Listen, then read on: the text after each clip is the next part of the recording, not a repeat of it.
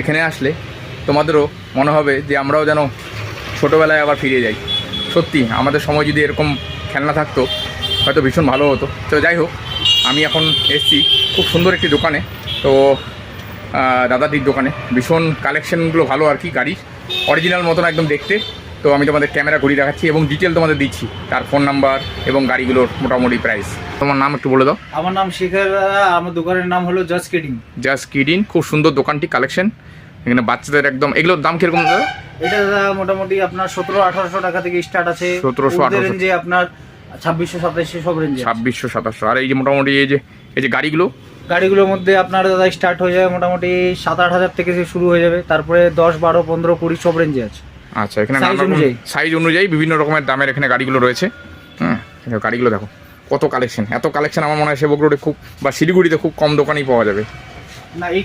না এই কালেকশন